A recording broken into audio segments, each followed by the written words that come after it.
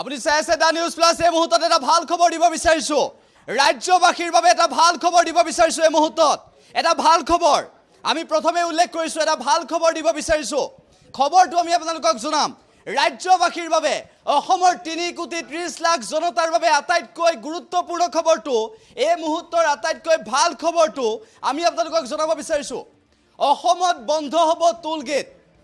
টুলগেট বন্ধ হ'ব নেকি অসমৰ পৰা টুলগেট আঁতৰিব এটা ডাঙৰ খবৰ এই মুহূৰ্তত জনাইছো অসমৰ পৰা টুলগেট আঁতৰিব সোণাপুৰ আৰু মদনপুৰ টুলগেট এই সম্ভাৱনা ইতিমধ্যে ব্যক্ত হৈছে আমি সেই গুৰুত্বপূৰ্ণ খবৰটো আপোনালোকক এই মুহূৰ্তত জনাইছো ঘোষণা কৰিছে পথ পৰিবহণ মন্ত্ৰী নীতিন গাডকাৰীয়ে এটা ডাঙৰ খবৰ এই মুহূৰ্তত জনাইছো আপুনি চাই আছে দা নিউজ প্লাস আটাইতকৈ ভাল খবৰটো জনাইছো ৰাজ্যবাসীৰ বাবে আটাইতকৈ ভাল খবৰ এই মুহূৰ্তত আমি সেই খবৰটো জনাইছো ৰাজ্যবাসীৰ বাবে অত্যন্ত ভাল খবৰটো হৈছে যে জি টুলগেটে হাৰাশাস্তি কৰে জনসাধাৰণক সেই টুলগেট আঁতৰাবৰ বাবে ইতিমধ্যে ব্যৱস্থা গ্ৰহণ কৰিছে কি শৰ্ত টুলগেট আঁতৰাব সেই সন্দৰ্ভত আমি আপোনালোকক জনাম কিন্তু প্ৰথমে আমি আপোনালোকক জনাই লৈছো যে সোণাপুৰ আৰু মদনপুৰ টুলগেটত আপুনি আৰু টেক্স দিব নালাগে আপুনি যদি উজনি লৈ যায় আপুনি যদি উজনিৰ পৰা উভতি আহে গুৱাহাটীলৈ তেনেহলে আপুনি সোণাপুৰ টুলগেটত টেক্স দিব নালাগে আৰু কোন টুলগেটত টেক্স দিব নালাগে সেই সন্দৰ্ভত আমি আপোনালোকক জনাম টুলকৰ ক'ত দিব নালাগে সেই সন্দৰ্ভত আমি আপোনালোকক জনাম ইয়াৰ সমান্তৰালভাৱে মদনপুৰ টুলগেটতো আপুনি এতিয়াৰ পৰা টেক্স দিব নালাগিব কেতিয়াৰ পৰা প্ৰযোজ্য হ'ব সেই সন্দৰ্ভতো আমি আপোনালোকক জনাম কেন্দ্ৰীয় পথ পৰিবহণ মন্ত্ৰী নীতিন গাডকাৰীয়ে কি মন্তব্য কৰিছে সেই মন্তব্য শুনাম কিন্তু ৰাজ্যবাসীৰ বাবে আটাইতকৈ ভাল খবৰটো এই হৈছে যে টুলগেট আঁতৰিব অসমৰ পৰা টুলগেট আঁতৰিব কি শৰ্ত টুলগেট আঁতৰিব কোন কেইখন টুলগেট আঁতৰিব আমি প্ৰতিটো তথ্য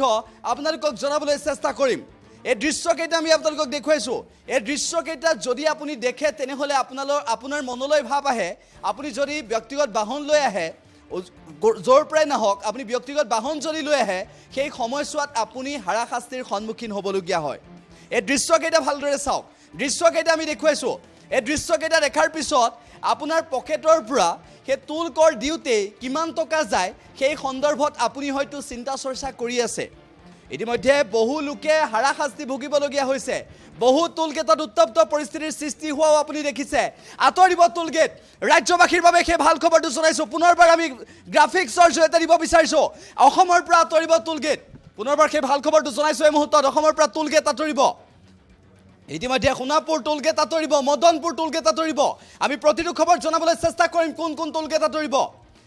কিমান দূৰত টুলগেট থাকিব সেই সন্দৰ্ভতো আমি জনাম পথ পৰিবহণ মন্ত্ৰী নীতিন গাডকাৰীয়ে সংসদত উল্লেখ কৰিছে কি মন্তব্য কৰিছে সেই মন্তব্যটো আমি শুনুৱাম আটাইতকৈ ডাঙৰ খবৰ এই মুহূৰ্তত আমি আপোনালোকক জনাই আছো আপুনি চাই আছে দা নিউজ প্লাস আমি ৱেব ডেস্কৰ পৰা জনাই আছো অসমৰ বাবে আটাইতকৈ ভাল খবৰটো কিয়নো অসমৰ পৰা টুলগেট আঁতৰিব কি টুলগেট আঁতৰিব ৰাজ্যবাসীৰ বাবে আটাইতকৈ ভাল খবৰ এই মুহূৰ্তত জনাই আছো কেন্দ্ৰীয় পথ পৰিবহণ মন্ত্ৰী নীতিন গাডকাৰীয়ে কি মন্তব্য কৰিছে সেই মন্তব্যটো শুনুৱাম আমি সেই খবৰটো এই মুহূৰ্তত আপোনালোকক দিব বিচাৰিছো 60 কিলোমিটাৰৰ অন্তৰে টুলগেট থাকিব এতিয়াৰে পৰা সোণাপুৰ টুলগেট আঁতৰিব মদনপুৰ টুলগেট আঁতৰিব দবকা আৰু ৰহাৰ মাজত যদি 60 কিলোমিটাৰ ব্যৱধান আছে নে নাই সেই সন্দৰ্ভত আপুনি হয়তো জানে গতিকে দবকা বা ৰহা দবকা টুলগেটো আঁতৰাৰ সম্ভাৱনা বিৰাজ কৰিব ৰাজ্যত যি কেইখন নতুন টুলগেট হোৱাৰ সম্ভাৱনা আছে 60 কিলোমিটাৰ ভিতৰত যদি টুলগেট থাকে তেনেহলে সেয়া বন্ধ হৈ পৰিব আপুনি চাই আছে দা নিউজ প্লাস এই মুহূৰ্তত আমি জনাইছো আটাইতকৈ ভাল খবৰটো যিটো সময়ত টুলগেট আঁতৰাবৰ বাবে ৰাজ্যত প্ৰতিবাদ হৈছে সেই একেটা সময়তে ৰাজ্যবাসীৰ বাবে আমি ভাল খবৰটো দিছো যে অসমৰ পৰা টুলগেট আঁতৰিব সোণাপুৰ মদনপুৰ টুলগেট আঁতৰিব কি টুলগেট আঁতৰিব আমি আপোনালোকক জনাবলৈ চেষ্টা কৰিম কি টুলগেট আঁতৰিব আমি আপোনালোকক জনাবলৈ চেষ্টা কৰিম কোনখন টুলগেটৰ পৰা কিমান দূৰ সেই সন্দৰ্ভত আমি জনাবলৈ চেষ্টা কৰিম আমি উল্লেখ কৰিব বিচাৰিছো পাটাচাৰকুছিৰ পৰা বাইহাটাৰ যি টুলগেটৰ দূৰত্ব সেয়া হৈছে 59 কিলোমিটাৰ সেই 59 কিলোমিটাৰৰ ভিতৰত পাটাচাৰকুছি বা বাইহাটা কোনোবা এখন টুলগেট ইতিমধ্যে আঁতৰিব সেয়া প্ৰায় নিশ্চিত হৈ পৰিছে গতিকে মদনপুৰ টুলগেট আঁতৰাটো প্ৰায় নিশ্চিত হৈ পৰিছে সোণাপুৰ টুলগেট আঁতৰিব পথ পৰিবহণ মন্ত্ৰী নীতিন গাডকাৰী কি মন্তব্য কৰিছে সেই মন্তব্যটো আমি শুনাবলৈ চেষ্টা কৰিম কিন্তু তাৰ সমান্তৰালভাৱে আমি আন এটা খবৰ আপোনালোকক জনাব বিচাৰিম যে 60 কিলোমিটাৰ অন্তৰে টুলগেট হ'ব আমি পুনৰ গ্ৰাফিক্সৰ জৰিয়তে আপোনালোকক জনাব বিচাৰিছোঁ এই মুহূৰ্তত এটাইতকৈ ভাল খবৰটো দি আছোঁ ৰাজ্যবাসীৰ বাবে বহুত টোলগেট আঁতৰি যাব কি টোলগেট আঁতৰিব আমি সেই সন্দৰ্ভত এবাৰ আপোনালোকক জনাবলৈ চেষ্টা কৰিম নীতিন গাডকাৰীয়ে সংসদত কি মন্তব্য কৰিছিল নীতিন গাডকাৰীয়ে সংসদত কি মন্তব্য কৰিছিল সেই মন্তব্য আমি আপোনালোকক দেখুৱাবলৈ চেষ্টা কৰিম সেই মন্তব্য আমি আপোনালোকক দেখুৱাবলৈ চেষ্টা কৰিম মন্তব্য আপোনালোকক জনাবলৈ চেষ্টা কৰিম উল্লেখ হৈছে নীতিন গাডকাৰী ইতিমধ্যে সংসদত পথ পৰিবহন মন্ত্ৰীগৰাকীয়ে কেইবাটাও গুৰুত্বপূৰ্ণ মন্তব্য কৰিছে আটাইতকৈ গুৰুত্বপূৰ্ণ খবৰটো এই হৈছে যে বৰ্তমান সময়ত অসমত যি টোলগেট আছে সেই টোলগেটৰ বাবে জনতা অতিষ্ঠ হৈ পৰিছে বহু কেইখন টোলগেট আঁতৰি যাব সেই টোলগেট কেইখনৰ নাম আমি আপোনালোকক জনোৱাৰ সমান্তৰালভাৱে উল্লেখ কৰিব বিচাৰিছোঁ যে অসমৰ পৰা বহু টোলগেট আঁতৰি যাব আৰু এইসমূহৰ ভিতৰত অন্যতম হৈছে সোণাপুৰ টোলগেট এইসমূহৰ ভিতৰত অন্যতম হৈছে মদনপুৰ টোলগেট 60 কিলোমিটাৰ ভিতৰত যি টোলগেট আছে সেই টোলগেট আঁতৰি যোৱাৰ সম্ভাৱনা বিৰাজ কৰিছে এই মুহূৰ্তত আমি সেই খবৰটো আপোনালোকক জনাইছোঁ আমি ৱেব ডেস্কৰ পৰা আপোনালোকক তথ্য জনাব বিচাৰিম ৱেব ডেস্কৰ পৰা তথ্য জনাব বিচাৰিম নীতিন গাডকাৰীৰ ফেচবুক পেজৰ পৰা নীতিন গাডকাৰীৰ অফিচিয়েল ফেচবুক পেজৰ পৰা আমি আপোনালোকক এই মুহূৰ্তত দেখুৱাইছোঁ অফিচিয়েল ফেচবুক পেজত নীতিন গাডকাৰীয়ে কিছু সময় পূৰ্বে যিটো ভিডিঅ' আপলোড কৰিছিল আজি যিটো ভিডিঅ' আপলোড কৰিছিল লোকসভাৰ ভিডিঅ' যিটো আপলোড কৰিছিল লোকসভাত কেন্দ্ৰীয় পথ পৰিবহন মন্ত্ৰীগৰাকীয়ে কি মন্তব্য কৰিছিল সেই মন্তব্যটো আমি আপোনালোকক শুনাম নীতিন গাডকাৰীয়ে ইতিমধ্যে নীতিন গাডকাৰীয়ে উল্লেখ কৰিছিল all toll collecting points which are within 60 kilometers of each other on the national highway will be closed in the next 3 months আমি পুনৰবাৰ জনাইছোঁ all toll collecting points which are within 60 kilometers of each other on the national highway will be closed in the next 3 months আটাইতকৈ গুৰুত্বপূৰ্ণ খবৰটোৱে হৈছে আগন্তুক 3 মাহৰ ভিতৰত 60 kilometre ভিতৰত যদি দুখন টোলগেট আছে তেনেহ'লে বন্ধ হৈ পৰিব পুনৰবাৰ আমি নীতিন গাডকাৰীৰ সেই মন্তব্যটো আমি আপোনালোকক দেখুৱাবলৈ চেষ্টা কৰিম অফিচিয়েল পেজত এনেদৰে উল্লেখ কৰিছে আমি তথ্যকেইটা পুনৰবাৰ দিছোঁ এই toll collecting points which are within 60 kilometres of its other on the national highways will be closed in the next 3 months union minister ইতিমধ্যে তেওঁ উল্লেখ কৰিছে পথ পৰিবহন মন্ত্ৰীগৰাকীয়ে উল্লেখ কৰিছে কেন্দ্ৰীয় পথ পৰিবহন মন্ত্ৰীগৰাকীয়ে উল্লেখ কৰিছে অফিচিয়েল পেজৰ পৰা দেখুৱাইছোঁ অফিচিয়েল ফেচবুক পেজৰ পৰা দেখুৱাইছোঁ এই মুহূৰ্তত অফিচিয়েল ফেচবুক পেজৰ পৰা আমি আপোনালোকক দেখুৱাইছোঁ কি লিখিছে আমি দেখুৱাইছোঁ আপোনালোকক এই মুহূৰ্তত আমি উল্লেখ কৰিছোঁ যে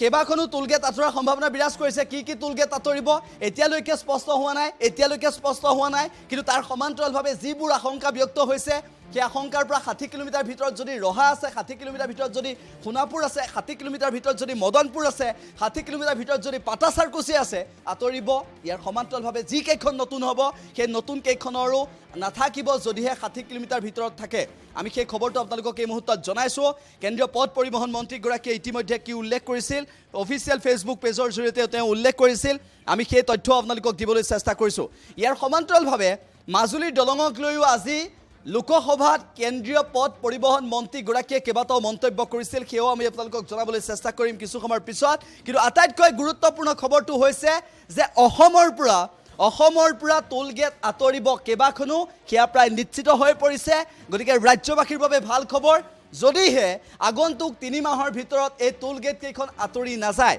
60 কিলোমিটাৰ ভিতৰত থকা এতিয়ালৈকে নিশ্চিত হোৱা নাই আমি কেইটামান নাম উল্লেখ কৰিছোঁ সেইকেইটা নাম পৰৱৰ্তী সময়ত হয়নে নহয় স্পষ্ট হৈ পৰিব কিন্তু এই মুহূৰ্তত আমি জনাইছোঁ যে 60 কিলোমিটাৰ অন্তৰে যি টোলগেট আছে সেয়া বন্ধ হৈ পৰিব সেই টোলগেট বন্ধ হৈ পৰিব ইতিমধ্যে আমি উল্লেখ কৰিছোঁ সেই তথ্য উল্লেখ কৰিছোঁ ইয়াৰ সমান্তৰালভাৱে আমি আপোনালোকক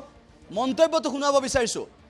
কেন্দ্ৰীয় পথ পৰিবহন মন্ত্ৰীগৰাকীয়ে আজি লোকসভাত কি মন্তব্য কৰিছিল সেই মন্তব্যটো শুনাব বিচাৰিছোঁ कल मुझे सुझाव दिया ना मैंने 2 सुझाव आपके स्वीकार किए एक किसी ने कहा मैं नाम भूल रहा हूं अध्यक्ष महाराज उन्होंने कहा आधार कार्ड के ऊपर शायद श्रीनिवास पाटिल जी ने कहा था आधार के कार्ड के ऊपर जिसके बाद आधार का कार्ड और वहां टोल है तो आधार का कार्ड देकर मानकर उसको तुरंत पास इशू किया जाए तो मैं सजेशन मान्य करता हूं जहां भी ऐसे टोल बने और वहां के स्थानिक लोगों की अड़चन होती है आधार कार्ड को लेकर पास बनाकर देंगे दूसरा एक है कि 60 किलोमीटर के बीच में टोल नहीं आता है और कुछ जगह चालू है मैं आज सदन को विश्वास दिलाता हूं बहुत बार ये गलत काम हो रहा है इलीगल है मैं बार बार कहता हूं पर पैसे मिलते इसलिए डिपार्टमेंट हाँ करते हो हाँ ये इनका कितने दिन मेरे से झगड़ा किया इन्होंने पुलिस जी ने बहुत अब मैं बता रहा हूं कि इसके बाद 3 महीने के अंदर 60 किलोमीटर के अंदर एक ही टोल नाका होगा दूसरा होगा तो वो बंद किया जाएगा क्योंकि लोगों को जरूर है कि हमें पैसा भी चाहिए, इसका मतलब लोगों को तकलीफ नहीं देनी चाहिए। तो आप लोगों ने भी कल मुझे सुझाव दिया ना, मैंने 2 सुझाव आपके स्वीकार किए। एक किसी ने कहा, मैं नाम भूल रहा हूं, अध्यक्ष महाराज, उनने कहा आधार कार्ड के ऊपर, शायद श्रीनिवास पाटिल जी ने कहा था, आधार के कार्ड के ऊपर, जिसके बाद आधार का कार्ड है और वहां टोल है, तो आधार का कार्ड देखकर मानकर उसको तुरंत पास इशू किया जाए।